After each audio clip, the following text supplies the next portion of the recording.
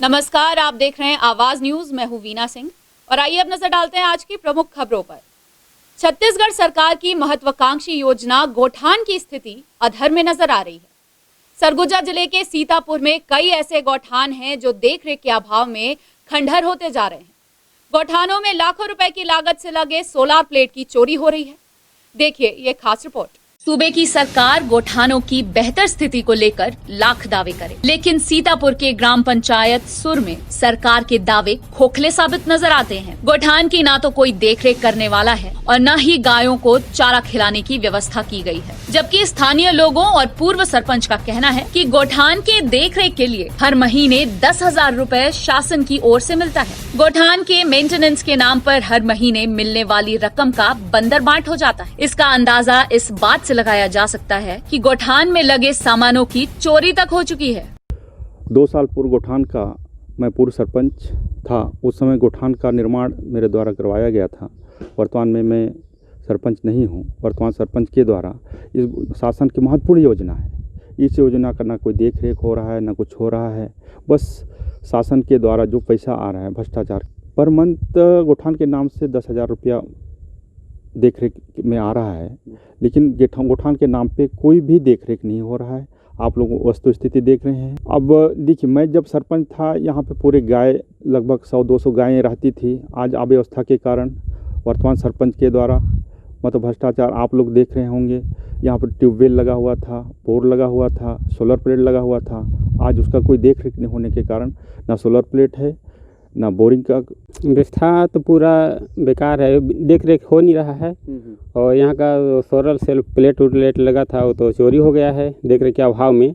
और मैं भी समिति का सदस्य तो हूँ पंच के नाम से, लेकिन मेरे को भी कुछ जानकारी मिलता नहीं है और को बताते नहीं है सरपंच सचिव के द्वारा। मेरे को जानकारी बता भी नहीं की है तो किससे बताऊँ कि कितना आता है नहीं आता है। इधर ग्राम पंचायत के सचिव ने दावा किया कि गौठान में सभी तरह की व्यवस्था की गई है, लेकिन जब उनसे सवाल पूछा गया कि गौठान में ऐसी कोई व्यवस्था नजर नहीं आती जिसका आप दावा कर रही हैं, इन सवालों पर फंसती नजर आई हैं और कहा कि गौठान के मेंटेनेंस के लिए फंड ही नहीं मिलता तो हालात कैसे सुधरेंगे। ग्राम पंचायत सूर में एक ही गौठान बना हुआ है।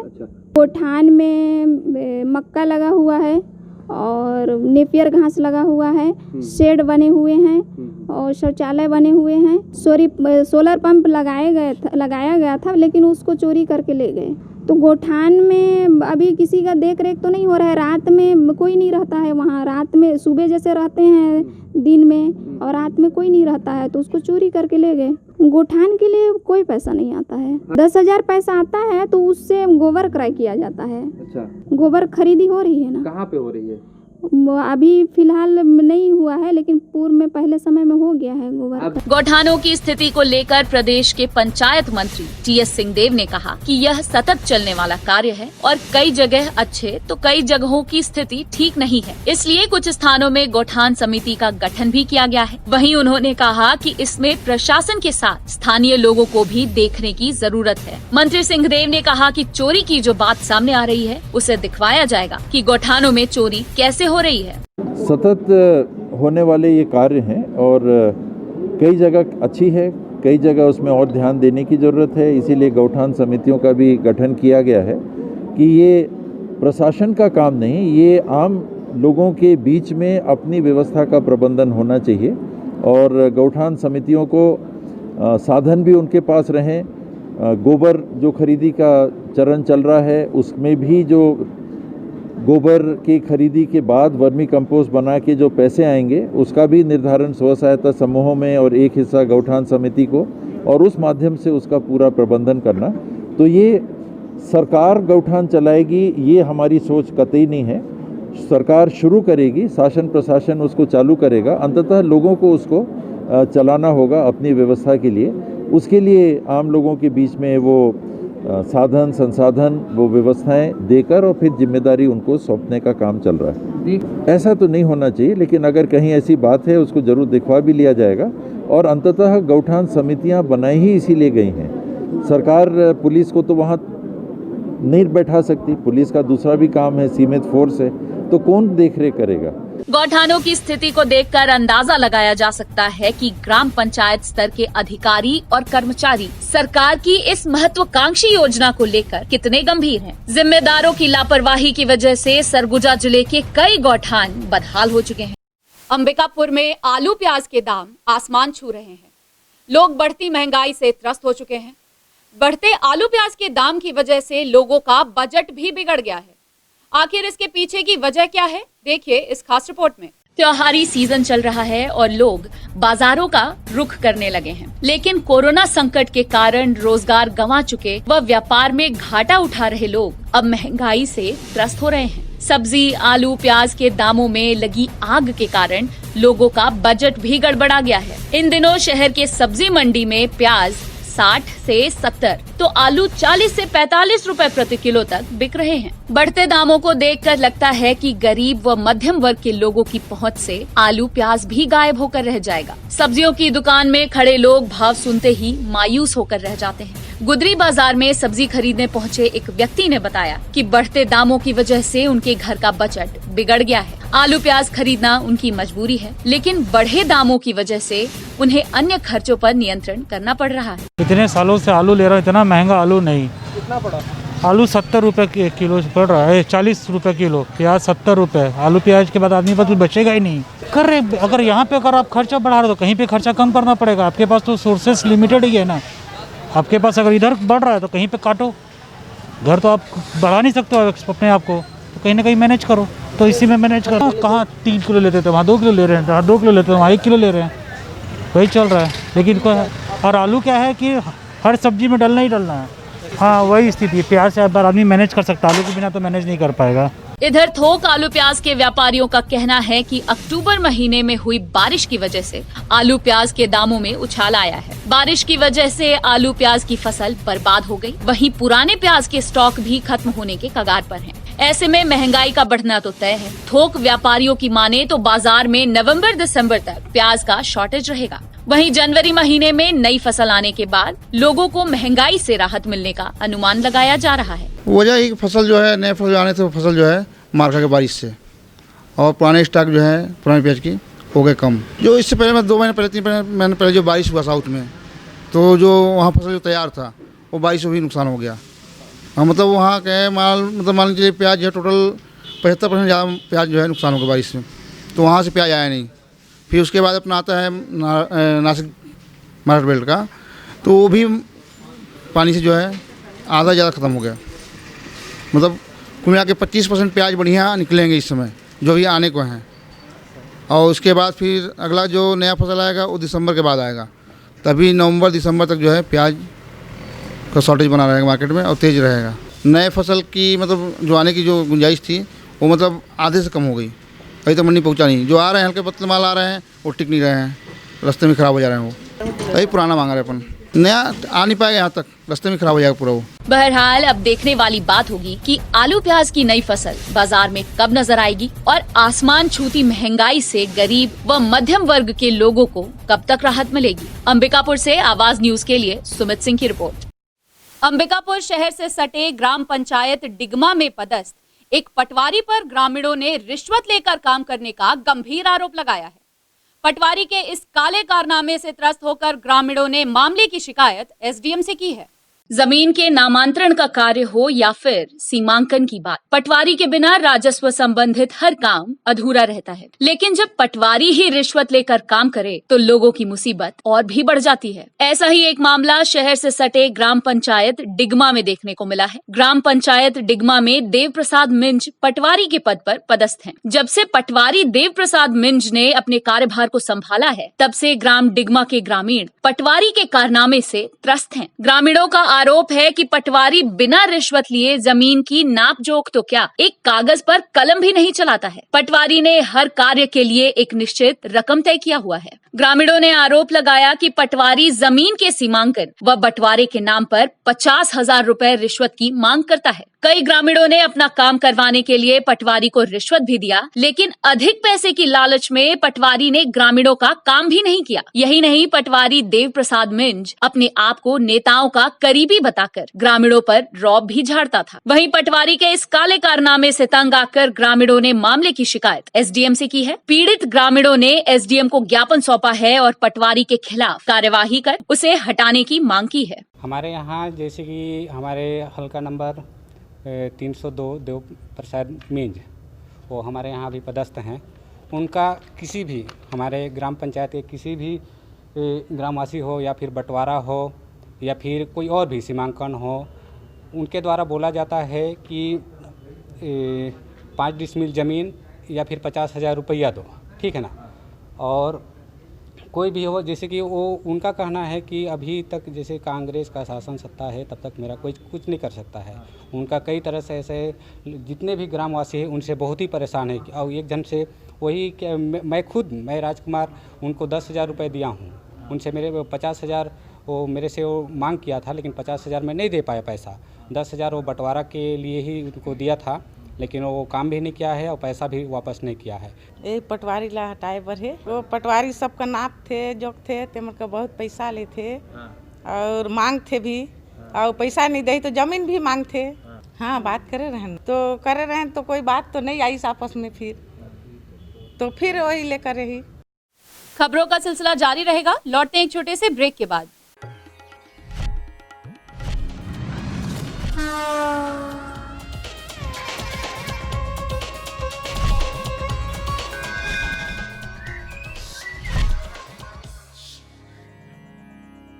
वीएम इंटरनेट सर्विस शहर का सबसे सस्ता high speed fibre internet service. 100 MBPS मात्र 700 रुपए में विद टैग। तो चाहे वर्क फ्रॉम होम हो या ऑनलाइन क्लास, याद रखें वीएम इंटरनेट सर्विस। अधिक जानकारी के लिए संपर्क करें Vande Mahamaya cable network. VM internet service, Alaknanda complex, प्रथम तल, अग्रसेन चौक, अंबिकापुर, सरगुजा। Mobile number 9111785555 7440765555।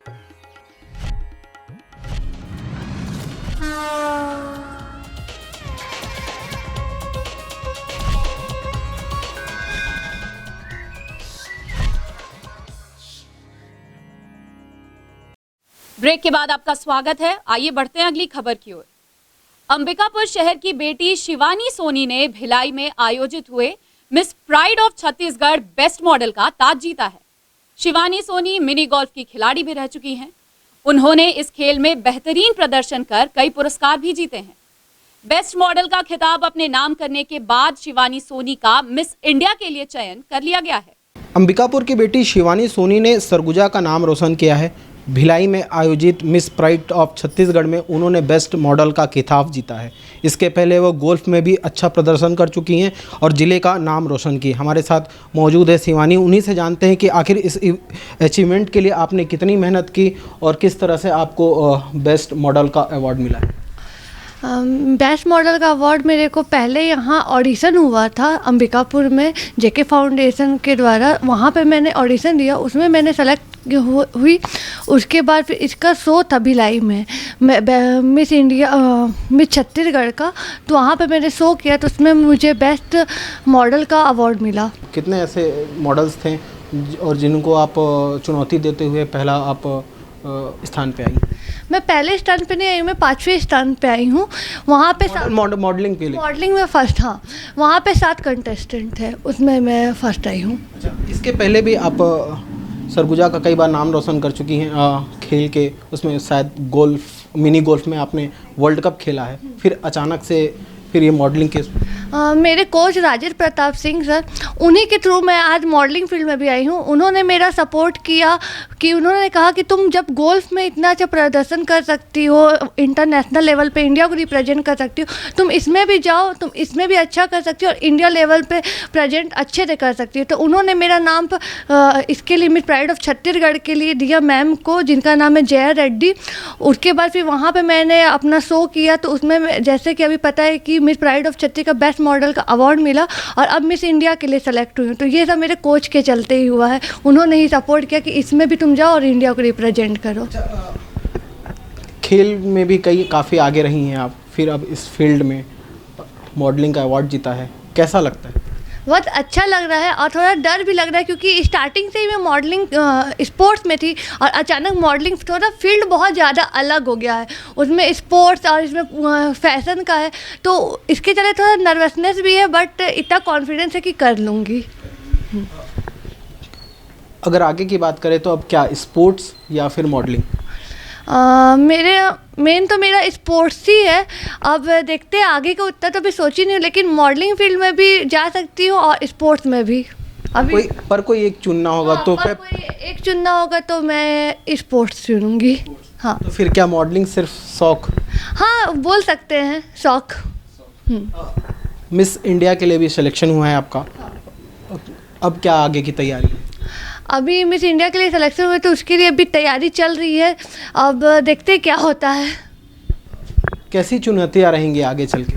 अब तो बहुत ज़्यादा रहेंगी क्योंकि अभी जो था वो स्टेट लेवल पे था, अब वो इंडिया लेवल पे है, तो काफ़ी सारे स्टेट से आएंगे और काफ़ी अच्छे कॉम्पिटिटर रहेंगे, तो थोड़ा डर है कि अब क्या होगा, तो उसके लिए प्रैक्टिस तो बहुत ज़्यादा अच्छे से करना पड़ेगा, तो उसी के लिए अभी प्रैक्टिस चल रही है। जैसे कि खेल की बात करें तो आपने बताया राजेश प्रताप सिंह कोच हैं, मॉडलिंग के क्षेत्र में आप गई हैं, तो कोई आपको इधर इस डायरेक्शन में आपके साथ कोई काम कर रहा है कि नहीं तुम आगे बढ़ो और इस लेवल पे जा रही हो तो ये तैयारियां करनी पड़ रही? अभी तक तो सरगुजा से मॉडलिंग में ज़्यादा कोई है नहीं, मैं अभी तक मुझे जैसा जितना पता है कि अभी मेरे कोच मेरा नाम दिए तो मैं ही हूँ अभी, तो उतना तो कोई नहीं है, बट हाँ मेरी जो मैम है जय रेड्डी मैम भिलाई में रहती, उन्होंने मुझे बहुत सपोर्ट किया, वो हर एक स्टेप बताती कि शिवानी ऐसे करो, तुम ऐसे करोगी तो यहाँ पे ये बेस्ट होगा, तो वो मेरा पूरा सपोर्ट करती हैं, और सर भी जितना होता है वो मेरे को बताते रहेंगे कि हाँ आप ऐसे करोगे तो यहाँ पे ये बेस्ट रहेगा, तो सर और मैम का फुल सपोर्ट है। मिस इंडिया का जैसे अब आयोजन होने वाला है, कहाँ पे ये आयोजन होने वाला है और किस स्तर का ये रहेगा, क्योंकि आप शायद पहली बार वहाँ पे जा रही हैं, तो कैसा लग रहा है अभी ये सब चीज़ सोच के और दिमाग में क्या चल रहा है? बहुत अच्छा लग रहा है, ये लग रहा है कि जैसे इंडिया को मैं रिप्रेजेंट की स्पोर्ट्स में अब मिस इंडिया के लिए जा रही हूँ, शायद वहाँ अच्छा परफॉर्म कर पाऊँ तो मिस क्या बोलते यूनिवर्स के लिए सेलेक्ट हो जाऊँगी, तो वहाँ पे भी इंडिया को रिप्रेजेंट करने के लिए एक्साइटेड भी हूँ और अपने स्टेट को भी रिप्रेजेंट करने के लिए बहुत ज़्यादा एक्साइटेड हूँ कि वहाँ मैं अपने स्टेट को रिप्रेजेंट करूँगी।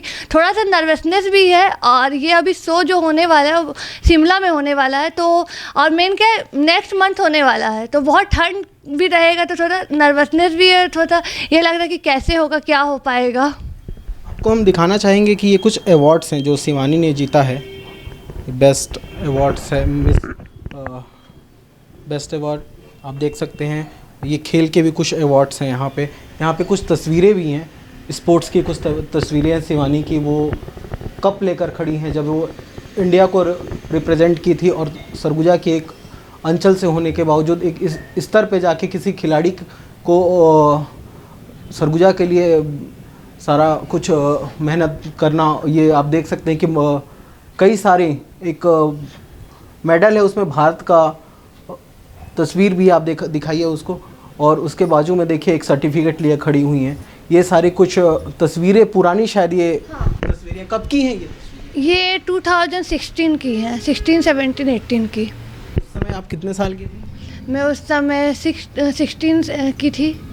शुरू से लगाव कैसा रहा, स्पोर्ट्स के प्रति ज़्यादा रहा?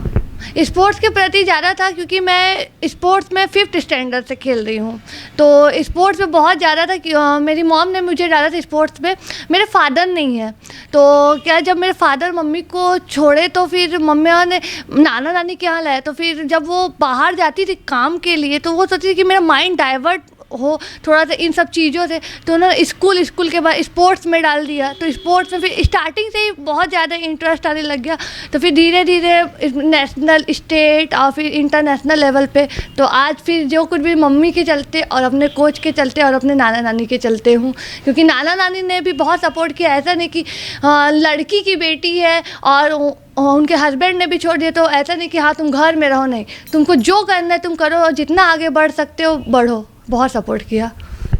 आगे एक मिस इंडिया के लिए आप चयनित हुई हैं, फिर मिस यूनिवर्स जैसा अगर होता है सारा कुछ, हम भी चाहते हैं कि हो और आप सरगुजा का नाम रोशन करें, बॉलीवुड का भी फिर रास्ता खुलता है, उसके और क्या?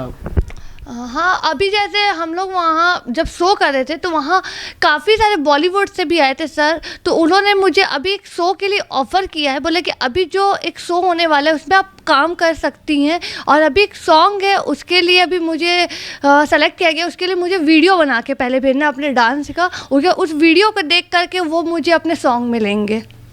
चलिए शिवानी, आपको बहुत बहुत धन्यवाद और बधाई भी कि आपका चयन मिस इंडिया के लिए हुआ। तो ये थी हमारे साथ शिवानी, जिन्होंने अपना संघर्ष के बारे में बताया कि वो स्पोर्ट्स से कैसे इस लेवल तक पहुंची हैं। सुमित सिंह, आवाज़ न्यूज़, अंबिकापुर। सरगुजा जिले में कई ऐसे हितग्राही हैं जिन्हें 2 वर्ष बीतने के बाद भी वन अधिकार के तहत पट्टे का वितरण नहीं किया गया है। ऐसे ही कुछ पात्र हितग्राहियों ने कलेक्टर को ज्ञापन सौंपकर राजस्व पट्टा दिलाने की मांग की है। उदयपुर ब्लॉक के ग्राम पंचायत भकुरमा के कुछ ग्रामीण जिला मुख्यालय पहुंचकर कलेक्टर को ज्ञापन सौंपा है। दरअसल ग्रामीणों का कहना है कि 2 वर्ष पूर्व ग्राम पंचायत के 32 ग्रामीणों को वन अधिकार पट्टा के लिए पात्र माना गया था। पंचायत ने इन 32 हितग्राहियों का प्रस्ताव पारित कर वन अधिकार पट्टा वितरण के लिए तहसील कार्यालय भेज दिया था, लेकिन अब तक हितग्राहियों को वन अधिकार पट्टे का वितरण नहीं किया गया। अब हितग्राहियों ने कलेक्टर को ज्ञापन सौंपकर जल्द वन अधिकार के तहत राजस्व पट्टे के वितरण किए जाने की मांग की है। वन अधिकार पत्र वाला जो आवेदन भरा रही है ना 17-18 में रेवेन्यू जमीन वाला, वो भर के तो फार्म दे रहे हैं और जमीन भी नपा गई से, तो नपाए के बाद भेजल गई से पात्र करके पट्टा हमला वो अधिकार वाला पट्टा नहीं देते हैं। अब तक इतना साल हो गई से अधिकार वाला कोई कार्रवाई नहीं करते हैं कि कागज ले कहाँ रख दे हैं पता नहीं चलता है। पंचायत स्तर में वही ग्राम सभा में भी बोले रहे हैं, तो वही मन लिख पढ़ के बताएं कि नहीं इतने इतने लोगों का पात्र है, एक बार जाके पता करो भाई 32 लोगों का है। हम लोग यही समस्या से लेके आए हैं कि हम लोग उसका ज़मीन पर बहुत दिन से काबिज है, लेकिन सब लिखाई पढ़ाई होता है, उसमें हम लोग का इस कागज वगज सब फार्म नंबर जमा किए थे और हम लोग का इधर से कोई उत्तर जवाब नहीं जाता है, तो उसी को हम लोग तहसील में आए हैं खोजने सुनने बूझने के लिए। और हम लोग को बहुत दिन बीत गया इतना आदमी को, लेकिन कुछ नहीं मिला है। बुलेटिन में फिलहाल सिर्फ इतना ही। शहर से जुड़ी खबरों के लिए देखते रहिए आवाज न्यूज। इस न्यूज के स्पॉन्सर हैं वीएम इंटरनेट, अलकनंदा कॉम्प्लेक्स, प्रथम तल, Agrasen Chowk, Ambikapur, Surguja, Chhattisgarh. VM internet service शहर का सबसे सस्ता high speed fibre internet service. 100 MBPS मात्र 700 रुपए में विद टैग। तो चाहे वर्क फ्रॉम होम हो या ऑनलाइन क्लास, याद रखें वीएम इंटरनेट सर्विस। अधिक जानकारी के लिए संपर्क करें Vande Mahamaya cable network, VM internet service, Alaknanda complex, प्रथम तल, अग्रसेन चौक, अंबिकापुर, सरगुजा। Mobile number 9111785555 7440765555।